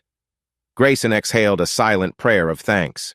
Quickly, he and Everett slipped deeper into the unlit corridor. They navigated around tarps and scaffolding until they reached a locked double door. A small plaque read, "Architect's Archive." "Bingo," Everett whispered. He tried the handle, locked again. "I've got this." While Everett worked the lock, Grayson kept watch. His mind raced with the memory of bullets fired here not long ago, the sense that danger could erupt at any moment. The lock gave way, and they stepped into a cramped office stacked with blueprints, rolled drawings, and filing cabinets. "Which one?" Everett asked, scanning the chaos. Grayson rifled through a cabinet near the back. "Look for anything dated from the earliest phases of Seafront Vista Foundation-level stuff." After a frantic minute, he yanked out a tube labeled Initial Struct, Plan Seafront Vista. Under it, another labeled Basement Revisions. Perfect. He nodded at Everett. "Got it, let's—" Suddenly, voices echoed in the hallway. "Check that room!" No time to hide. Everett snuffed the flashlight as the door burst open. Two armed men wearing black tactical vests loomed in the doorway. "Freeze!" one shouted. "Hands where we can see them!" Grayson's adrenaline surged. He clutched the blueprint tubes. If they lost these, everything was for nothing. The men advanced, guns drawn. That's when Everett lunged forward with a swift punch to the first guard's wrist. The gun clattered to the ground. The second guard whirled, but Grayson threw himself into the man, pushing him against a metal shelf. A half-dozen rolled documents crashed down. Disoriented, the guard lost grip on his weapon. Everett kicked it away. "Move!" Everett yelled, swinging the door closed behind them. They bolted down the corridor, footsteps pounding. Lights snapped on, a klaxon-style alarm bellowing through the building. Over Grayson's earpiece, Adelina's voice crackled. "You triggered something! Hurry out, someone set an internal alarm!" In the confusion, a stuttering explosion ripped through the eastern side of the site. Concrete dust and sparks flew. Grayson nearly staggered at the shockwave. Flames licked the edge of a storage area crammed with paint thinner or solvents. "Damn it!" Everett coughed, shielding his face from swirling debris. "We gotta go!" They sprinted into the open air, diving behind a concrete barrier as another smaller boom rattled the skeleton frames. Fire flickered ominously, painting the night sky in orange. Coughing from the smoke, Grayson clung to the blueprint tubes as though they were lifelines. "Got them!" he rasped into the earpiece. "We're exiting on the west side." Security lights flashed everywhere, but Adelina had looped the cameras enough for them to slip away. Everett hot-wired a parked truck near the fence, and they roared off into the darkness. Behind them, the half-finished seafront vista glowed under the inferno's glare. Breath ragged, Grayson glanced at the rescued documents. "We have proof," he whispered hoarsely. "They can't hide the real design now." Everett gave a grim nod, focusing on the road. "Let's hope we all live long enough to use it." The Harrington mansion stood at the pinnacle of a gated hillside, its marble pillars stark against the noon sun. A line of carefully trimmed hedges led to the main entrance, where a pair of stone lions guarded the huge double doors. Grayson ascended the steps alone, heart pounding. A butler recognized him and stepped aside, though the tension was palpable. Inside, the foyer gleamed with polished floors and gilded artwork. Harold Harrington waited in a study just off the grand hall, sunlight filtering through tall windows. The older man's gaze was cold, yet laced with something akin to regret.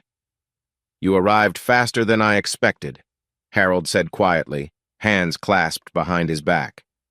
Grayson shut the study door, mindful of the hush that settled around them. "Cut the formalities. You summoned me."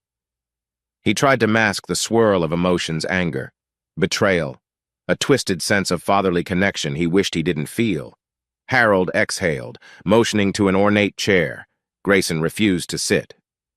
"I assume you've discovered certain truths," Harold began, "about your parentage, and about the expansions at Seafront Vista." Grayson ground his teeth, blood pounding in his temples. "You made me a pawn my entire life, just to funnel my talent into your empire, and now you want me to stand down while Reynard and Veronica transform Seafront Vista into a front for a shady foreign operation?" Harold's jaw tightened. "This is bigger than you realize. The Harrington name has always moved in powerful circles. Statham International is part of a necessary alliance." "Necessary?" Grayson hissed, voice rising. "To smuggle contraband or spy on domestic networks. Because that's what your expansions are for. I have the original plans, Harold." A flicker of alarm crossed Harold's face. "Those documents were never supposed to see daylight." Reynard acted hastily. "Oh, spare me the blame game," Grayson snapped, stepping closer. "You're the orchestrator. You orchestrated my entire existence. And now you want me to vanish quietly?" Harold drew a shaky breath, anger simmering in his eyes. "You are my son, Grayson, whether you like it or not. I brought you into this world for a reason. Don't make me destroy you." Grayson's stomach twisted. There it was, the unspoken threat. He looked into the man's lined face and recalled every instance of veiled contempt, every time Harold sized him up like a product. "I won't step aside," he said firmly. "Everything you built, I'm going to tear it down if you don't back off." Silence hung between them, razor-sharp. Outside, birds chirped in a manicured garden, oddly peaceful against the tension. Harold strode to the window, posture rigid. "If you do this," he said, voice low, "you not only undermine Harrington wealth, but you turn your back on every advantage I gave you. You were never meant to fight me, Grayson. I nurtured you to surpass me." Grayson let out a bitter laugh. "Don't disguise your manipulation as nurturing. You never cared about me, only about controlling me." He thought of Veronica, the locked gates, the life he'd once believed was his own. "Well, I'm done letting you pull strings." Harold slowly pivoted. "Then you leave me no choice," he said, tone cold. "I'll see to it that your name, your entire identity, becomes worthless. You'll be hunted by every legal means I can muster, and others beyond the law as well. Don't test the depth of my reach." A surge of adrenaline coursed through Grayson. Go ahead. But I'm not backing down. Enjoy your mansion, Harold, because soon the world will know every scandal you've buried." The old man's face twisted in rage. "You are my son," he repeated, voice trembling. "And I'll remind you, blood runs thicker than water. If you fight me, you fight yourself." Grayson's hand clenched around the doorknob. "Guess we'll see whose blood runs last." And with that, he turned and strode out, leaving Harold standing alone in the silent study. The moment he stepped into the hall, two security guards tensed, but Grayson brushed past them. A chill crept over him, a sense that war had just been declared more clearly than ever. As he exited the estate's grand doors, the midday sun felt harsh on his skin, as if mocking the darkness that now consumed both him and Harold. Late evening rain slicked the streets around a high-end hotel perched near the waterfront. In a private suite on the penthouse floor, Reynard Harrington poured himself a tumbler of whiskey. He stood by the panoramic window, watching raindrops pelt the glass as neon reflections rippled below. Across from him, Roderick Pierce, an imposing man with silver-streaked hair and a crisp navy suit, flipped through a contract. Veronica Harrington sat on a leather sofa, legs crossed, sipping her own whiskey. Her eyes were ringed with weariness, but she maintained a composed facade. "So," she began softly, "this contract confirms Statham International's continued investment, provided we remove all obstacles." Roderick set the contract down. "And by obstacles, we mean your dear Grayson," he said, voice edged in polite menace.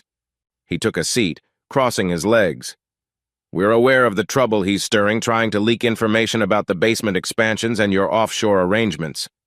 Reynard clenched his jaw, swirling the liquor in his glass. "He's turning into a real thorn. We had him financially cornered, but he's fighting back. If he keeps pushing, our entire operation will be exposed." Veronica sipped her whiskey, glancing at Roderick. "What are our options?" Her tone was measured, as though discussing a routine business matter, not a potential murder plot. Roderick's calm eyes flicked between them. "Statham can facilitate a discreet solution, an accident, perhaps something that ends any further interference. But such arrangements come at an additional price." A hint of unease flickered across Veronica's face, though Reynard appeared unbothered. He nodded curtly. "We're prepared to pay. The question is how soon you can act." Roderick checked a sleek watch. "We have specialists on standby. Once you give the go-ahead, it's merely a matter of scheduling. Then your Grayson Roswell problem vanishes." Silence pooled. Veronica tapped her manicured nails on the sofa's arm, eyes distant. She remembered a time Grayson's ambition and warmth had drawn her in. But now she forced that memory away. This was about preserving Seafront Vista, the Harrington legacy, and her own status. Reynard cast a sidelong look at her. "We agreed on this, right? Grayson is out of control. If we don't neutralize him soon, everything collapses." There was a slight tremor in his voice, perhaps from excitement or fear. Veronica nodded, though her shoulders tensed. "Yes," she said, pressing her lips into a thin line. "He's jeopardizing too much. We can't allow that." A slow, predatory smile curved Roderick's mouth. "Then we have a deal." He extended a pen across the coffee table. "Sign here, authorizing Statham's specialized intervention." The rain hammered harder against the window as Reynard bent over the document, scrawling his name. He passed the pen to Veronica. She hesitated barely a second before penning her elegant signature. Each letter felt like a deeper descent into darkness. Yet she steeled herself, eyes betraying no emotion. Roderick gathered the contract, pocketing it in a sleek leather folder. "We'll be in contact with the details. Expect an update soon. In the meantime, keep your hands clean. We'll handle everything." Standing, he offered a curt nod, then exited. Reynard downed his remaining whiskey in a single gulp, gaze fixed on the city lights beyond. "It's done," he muttered, half to himself. "Grayson will be out of our way once and for all." Veronica rose, setting her glass aside. "Let's hope so," she whispered, trying to ignore the pang of guilt that flickered inside. If Grayson persisted, he'd be stepping into a lethal trap.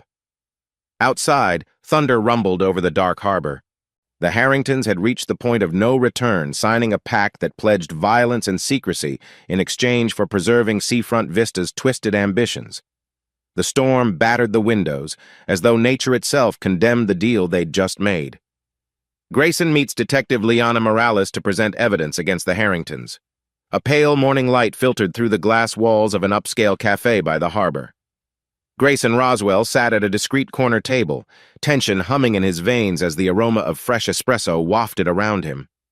Across from him, Detective Liana Morales, tall, hair pinned in a neat bun, studied a thick folder stuffed with documents. Her dark eyes flicked up to meet Grayson's. "This is substantial," she said softly, tapping the top page. "You have bank statements, recorded calls, even partial building plans, showing some kind of hidden sub-level at Seafront Vista." Grayson swallowed, recalling the memory of that hidden corridor. "It's real. Veronica and Raynard have been funneling money offshore, and they're working with a shady outfit called Statham International. They might be planning major criminal activity right under everyone's noses." Morales closed the folder, lips pursing thoughtfully. "I've had suspicions about Harold Harrington for years, an old warehouse fire, unexplained real estate acquisitions. But nothing stuck. Now you're giving me a path to nail them." Grayson let out a quiet breath. "Look, I'm not doing this out of civic duty alone. They framed me for embezzlement, took everything. I want to see them face consequences." Morales's mouth quirked in a half-smile. "Vengeance or justice, sometimes both roads lead to the same place. Still, we need a sting operation. Something to catch Raynard and Statham in the act, preferably with contraband or explicit negotiations." Grayson nodded. "I have a lead. Raynard's hosting a hush-hush meeting at Seafront Vista in a couple of nights. My intel says they'll finalize a big transaction. Could be a perfect chance to catch them red-handed." Morales drummed her fingers on the table. "I can arrange an undercover team, but we'll need rock-solid evidence. If we go in half-cocked, Harrington's lawyers will tear it apart. We want them locked up, not let off on a technicality." Grayson's gaze hardened. "I'm ready to do whatever it takes." Just then, Eliana Chung Grayson's new attorney stepped in, nodding at them politely. She took a seat, flipping open her phone to show a short message. "Harold Harrington's private counsel just sent me something interesting. They want to negotiate a settlement with Grayson, some hush money to stay away from Seafront Vista." She looked at Morales. "Which tells me the Harringtons are worried." The detective arched a brow. "Worried enough to dangle a bribe. All right, that's more leverage for us." She tucked a stray strand of hair behind her ear. "I'll coordinate with my supervisors to set up surveillance. If we get enough probable cause, we can strike the moment Raynard and his partners incriminate themselves." Grayson suppressed a tight smile, gratitude and anger swirling in his chest. "Thank you," he murmured, "for believing me." Morales gave him a firm nod. "I want them as badly as you do. Let's do this right." Rising from her seat, she gathered the folder. "I'll be in touch about the operation specifics. Keep your phone close." After Morales left, Eliana exhaled. "You sure you're ready for this? No backing down once we pull the trigger. It might get messy." Grayson clenched his jaw, remembering Harold's threat, Veronica's betrayal, and the bullet they'd nearly put in him. "I've been through messy," he said quietly. "Bring it on." Grayson tracks down a key witness, someone who once worked for Harold Harrington, for crucial evidence of past crimes. Late afternoon sun cast long shadows across the cracked pavement in an older industrial district. Grayson parked outside a rundown apartment complex with peeling paint and boarded windows. Everett Kingston accompanied him, scanning the area warily. "Are you sure this is the place?" Everett asked, double-checking the note in his phone. Grayson nodded. "Detective Morales tracked down a man named Marvin Dawes. He supposedly torched a warehouse for Harold Harrington decades ago. If we can confirm Harold's pattern of violence and arson, we'll strengthen our case." Inside, the stench of stale smoke and neglect filled the narrow hallway. They climbed 2 flights of creaking stairs before knocking on a battered door. A moment later, the door cracked open, revealing an elderly man with watery eyes and a trembling hand clutching the knob. You must be Roswell," he rasped, voice shaking from either age or nerves. "Morales said you'd come." Grayson offered a cautious smile. That's right. May we talk? Marvin's gaze flicked over Everett. Then, with a grunt, he stepped aside to let them in. The apartment smelled of old coffee and regret. Faded clippings of local news articles lined the walls, some referencing fires, property deals, even mentions of Harrington real estate. They settled at a small kitchen table cluttered with half-empty mugs. Marvin moved slowly, gingerly lowering himself onto a stool. "Harold Harrington," he murmured, eyes distant. "He paid me for the warehouse fire back in the 90s. No one was supposed to get hurt, but 2 vagrants died in the flames. That blood's on my hands." Grayson felt a twist of disgust. "I'm sorry about that, but we need your help to prove Harrington masterminded it." Marvin's shaky fingers lifted a yellowed envelope from a drawer. "I kept some records. A letter from Harold's office promising me a bonus for my cooperation. A canceled check with a signature that leads straight to him. I was too scared to show it, but maybe it's time."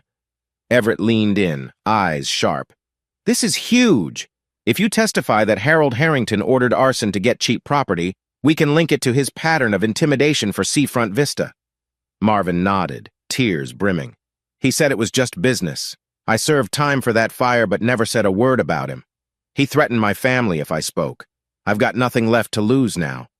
He slid the envelope toward them. "Take it." Grayson's heart pounded as he flipped through the contents. The letter's letterhead bore the Harrington crest. The check had an old, scrawled signature, enough to tie Harold directly to the crime if the labs confirmed authenticity. "This could help bring him down," Grayson said softly, feeling a surge of hope. "You're doing the right thing." Marvin's face twisted with guilt. "I just want peace. Maybe if I help nail Harold, I'll sleep easier at night." Everett placed a firm but gentle hand on Marvin's shoulder. "We'll protect your identity as best we can. Morales will ensure you're safe." Marvin nodded gratefully. He can't keep getting away with it. As they left, Grayson clutched the envelope like a lifeline. He glanced at Everett, voice taut with determination. "We have something from the past, and we have the current evidence. The walls are closing in on Harold and his whole family." Everett gave a curt nod. "Let's just hope we aren't too late to stop them from doing worse damage." The sun dipped behind a cluster of warehouses as they stepped back onto the street. Grayson inhaled the cool air, the tang of rust and sea salt filling his lungs. Though the Harrington's shadow loomed, he felt a spark of triumph. For once, the past was on his side. Morales and her team carry out a surprise raid at Seafront Vista, catching Reynard and Statham International mid-deal. Twilight bled into darkness as police vans discreetly parked near the scaffolding around Seafront Vista. Floodlights overhead illuminated half-constructed towers and steel beams glinting in the gloom. From a mobile command post behind a stack of shipping containers, Detective Morales coordinated her task force. Grayson crouched next to her, wearing a bulletproof vest. His heart hammered at the sight of heavily armed officers checking their rifles and earpieces. Everett hovered behind them, scanning the perimeter for threats. "We have visual on Reynard and 2 Statham International reps entering the sublevel," came a crackling voice over Morales' radio. "They're carrying sealed crates and laptops, possibly contraband." Morales' gaze darted to Grayson. "Ready?" He exhaled, remembering the threat on his life. "Let's get them." She gave the go order. Officers in dark tactical gear slipped through the gloom, flashlights cutting across the concrete floor. They aimed for a concealed elevator that led into the newly built sub-basement. Grayson followed at a slight distance, adrenaline spiking as the team forced open the rusted elevator gate. No turning back. Stepping onto the sublevel, Grayson felt a chill. Rows of dim overhead bulbs flickered against metal crates, suspicious electronic equipment, and new steel partitions.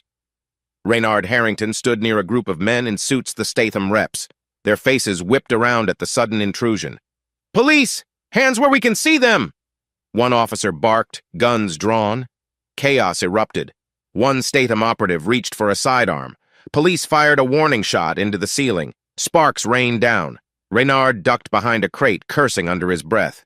Another operative kicked over a steel drum, sending it rolling toward the officers.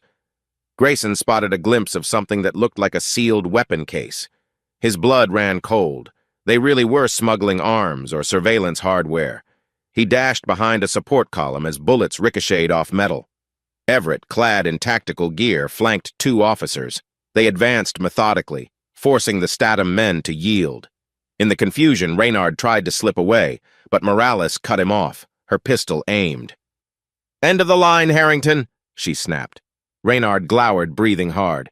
"You have no idea who you're dealing with." "We own this city." Morales' jaw tightened. "Drop it.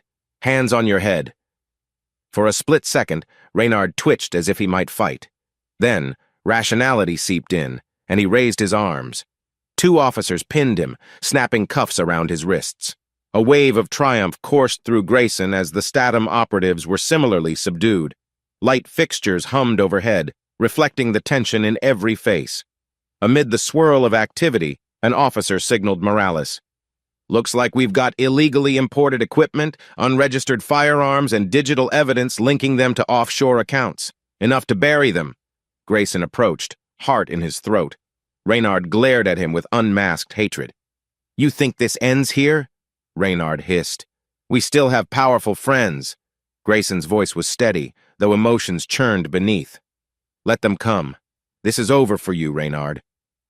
A half-dozen flashbulbs popped from a local press photographer who had hurried in behind the cops.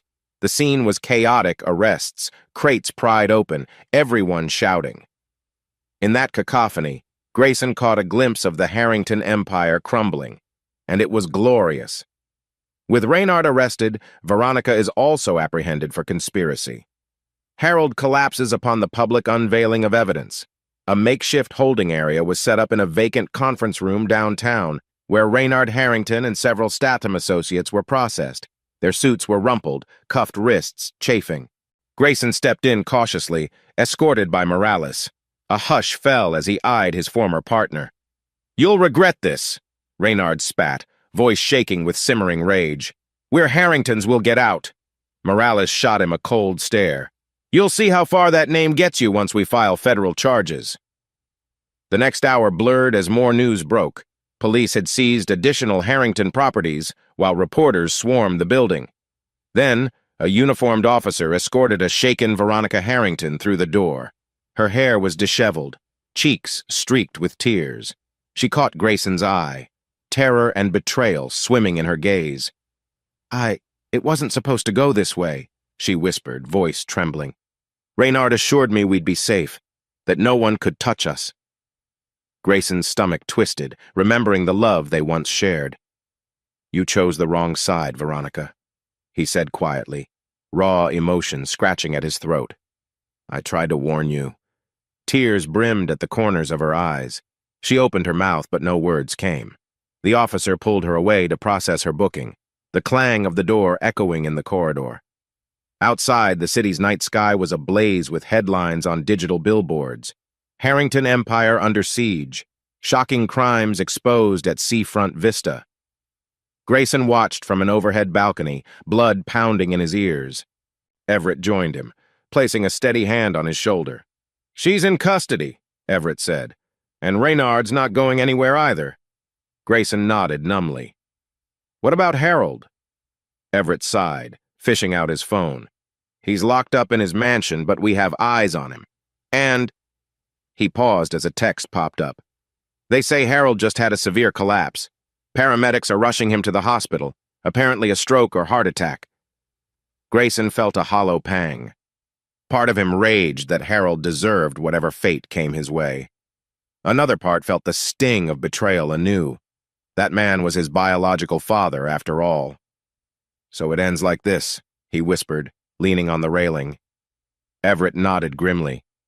"For now. You got what you wanted, right?" Did he? Watching the Harrington dynasty crumble under legal scrutiny, public scandal, and the threat of incarceration brought him a sense of justice. Yet a bitter aftertaste lingered, the price of revenge heavier than he ever imagined. Detective Morales stepped onto the balcony, her voice subdued. "We'll keep you updated on charges. Preliminary evidence is overwhelming.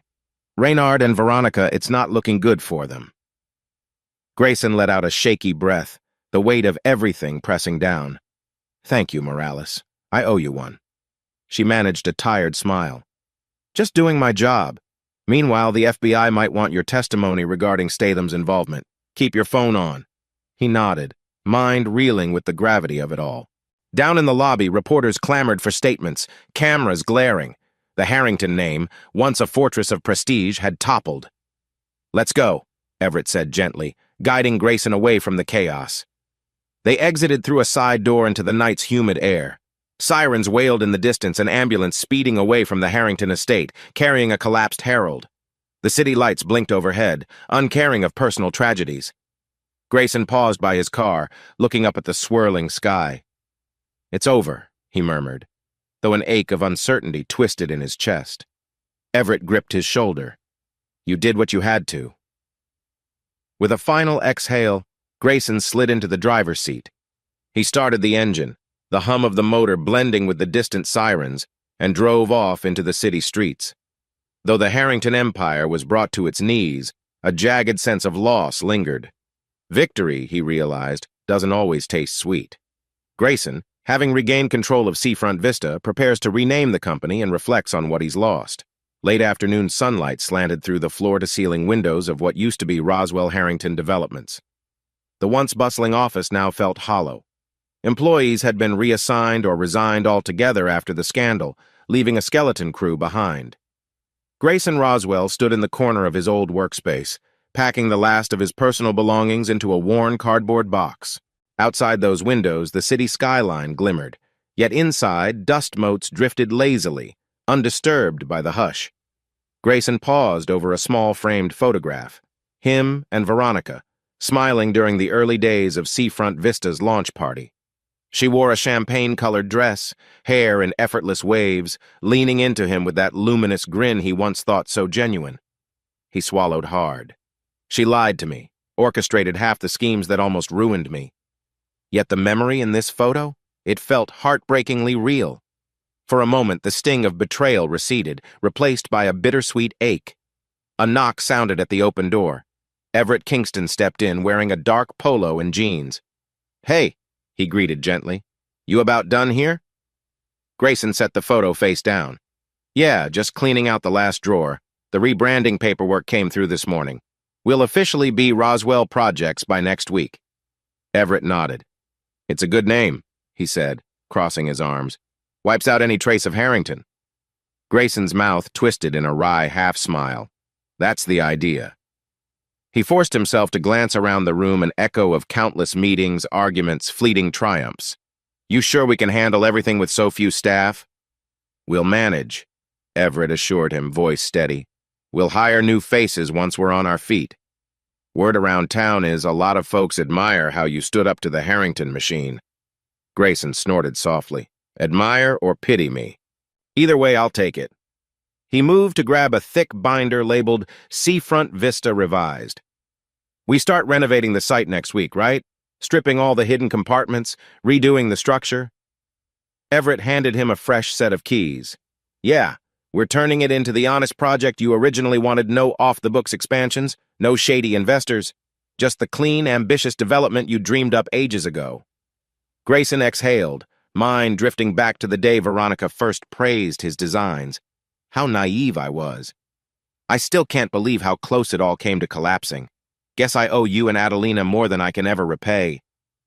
Everett smiled, faint lines around his eyes. "We're friends, Grayson.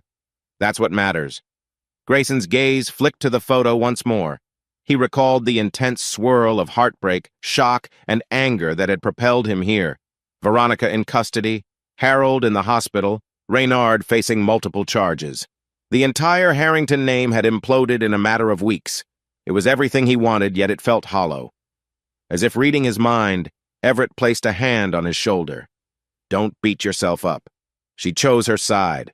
Doesn't negate the good moments you shared, but it does define her betrayal." "Yeah," Grayson said softly. "Just hurts that everything was built on lies." Everett squeezed his shoulder, then stepped back. "Come on, let's finalize the signage change. Then we can lock this chapter away for good." With a nod, Grayson tucked the photograph into the box. He'd keep it if only as a reminder never to fall for illusions again. At least now, as he carried the box out into the hallway, he was himself, not some puppet, Not a Harrington stooge, but Grayson Roswell, forging a new path from the rubble.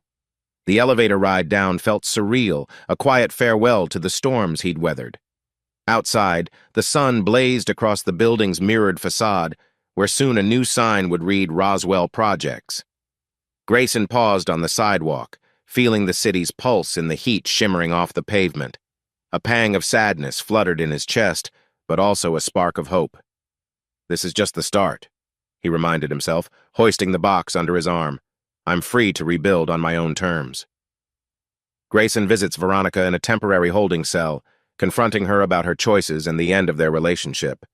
A hum of fluorescent lights greeted Grayson as he entered the county detention center. Stark white walls, scuffed tiles, and the faint odor of disinfectant set an oppressive tone. Eliana Chung, his attorney, walked beside him, paperwork in hand.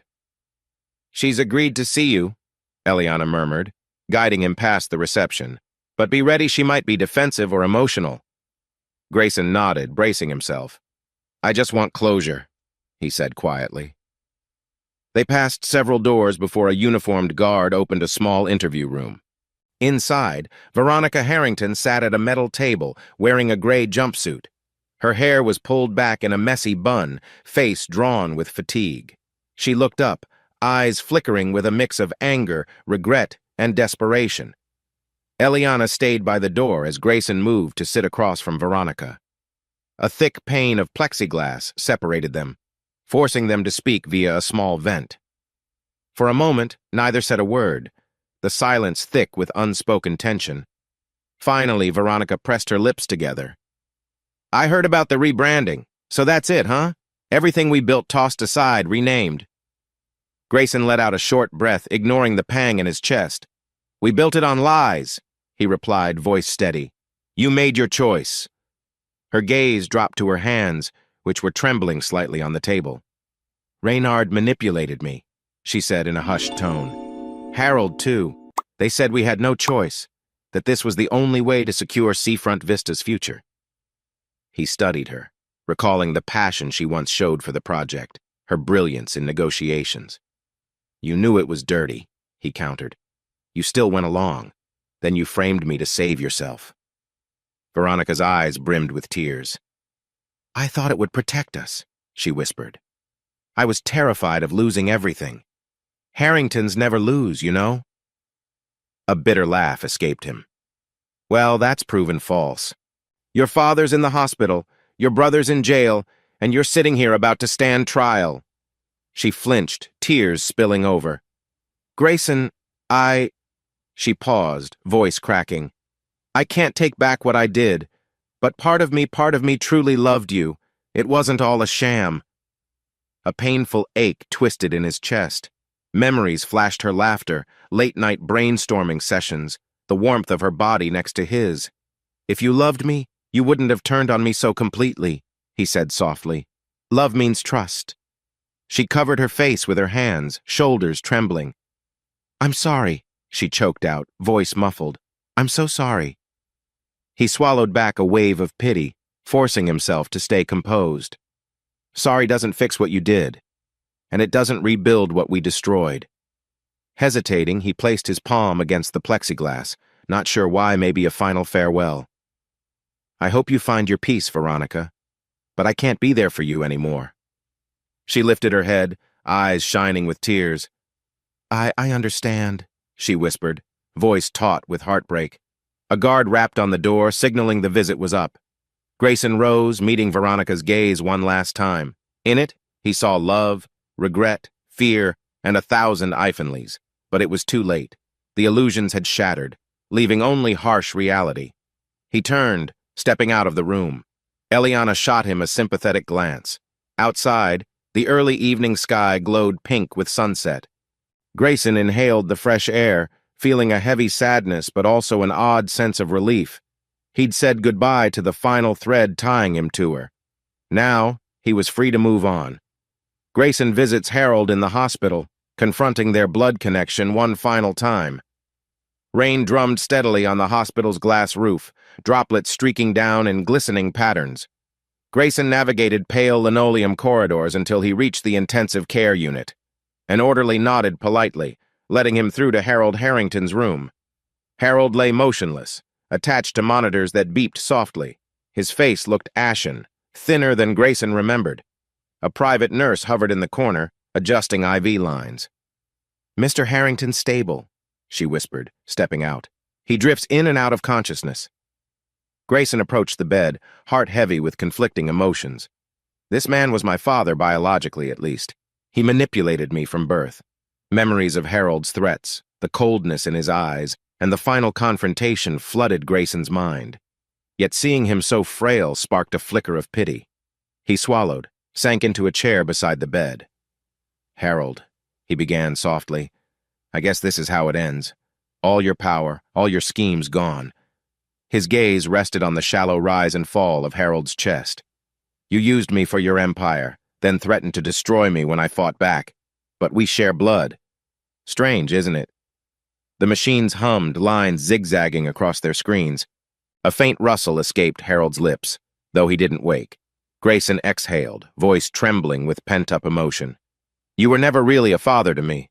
Marcus took that role, but I suppose I owe you a thank you for giving me life, even if it was for your own agenda." Harold's eyelids flickered momentarily. Could he hear these words? Grayson wasn't sure, but pressed on. "I used to hate that part of me came from you. Now I just accept it. You're part of my story, my cautionary tale. I won't become the ruthless manipulator you were." Tears pricked the corners of his eyes, unexpected and unwelcome. Why should I cry for him? He thought. But the tears came anyway, mingling anger, sorrow, and a forlorn sense of what might have been. The door creaked open and a doctor slipped inside. Grayson nodded in acknowledgement, wiping his cheeks. "I'm leaving now," he whispered to Harold's still form. "Whatever happens next is on you." Standing, he took one last look at the man who had shaped his life from the shadows. No final words came from Harold, just the soft beep of a heart monitor echoing in the sterile air. Grayson pivoted and walked away, each step a vow to forge a better path than the one Harold had laid out. Grayson, along with Adelina, Everett, and Marcus, revisits the cleaned-up seafront vista site, symbolizing a new beginning. The story concludes with a hopeful note for future projects. A cool pre-dawn glow bathed the seafront vista construction site. Grayson Roswell stood on a temporary platform, gazing out at the partially built structures. Gone were the secret compartments and suspicious hidden rooms replaced by open foundations and honest architectural lines. The air smelled of wet concrete and the salty breeze drifting from the coastline a few blocks away. Behind him, Adelina Vega and Everett Kingston approached, carrying coffee cups. Marcus Roswell followed at a slower pace, leaning on a cane after a recent minor health scare, but looking determined. "Quite a view," Adelina said, handing a coffee to Grayson. "Hard to believe we've come full circle." He sipped the steaming brew, letting the warmth chase away the morning chill. "We have," he murmured, eyes tracing the horizon where the sun's first rays streaked the sky with pale orange and pink. Everett patted the scaffolding gently. No more hidden sublevels or shady investors, just a clean slate for something real. Marcus nodded, resting his hand on Grayson's shoulder. "You did good, son. It was a rough road, but you made it." Grayson managed a small, genuine smile. "Couldn't have done it alone," he said, scanning each of their faces with gratitude. "Thank you, all of you." Adelina grinned, hooking her arm around Everett's. "What's next for Roswell Projects? The city's already buzzing about a new harborfront expansion. People want to work with you again." Grayson felt a twinge of excitement stir in his chest. "I got a call this morning. Someone from the mayor's office wants a meeting. Something about revitalizing the old shipyards. Might be our next project." They all exchanged looks, hope glimmering in their eyes. The Harrington fiasco had nearly destroyed them, but this was living proof that the future was wide open, brimming with possibility. Grayson gazed over the re-energized site. A light breeze ruffled his hair, carrying away the ghosts of bullets and betrayals that once haunted this place. Veronica, Harold, Reynard. Their shadows still lurked in his memory, but he felt no regrets about his decisions. The sun rose higher, illuminating the brand-new sign erected near the entry gate. Seafront Vista, a Roswell Projects community. Marcus gave a proud nod. We should celebrate. Everett laughed softly. We will. But first, let's see how we can keep building. There's a lot of city left to improve. Turning to face his friends and surrogate father, Grayson breathed in the crisp morning air. Tension that had coiled around his heart for so long finally began to ease. He realized he was smiling, truly smiling. His phone buzzed in his pocket, likely the mayor's aide calling to confirm details. He let it ring a moment, savoring the peaceful hush. He would answer, of course, because tomorrow was a new day. But for now, he simply stood on that platform, letting the dawn's light wash over him and remembering how far he'd come. "I'm ready," he whispered to the glowing horizon, words of determination and renewal. With that, he took a final sip of coffee and strode forward, stepping into a future he'd shaped for himself free of betrayal, guided by his own integrity.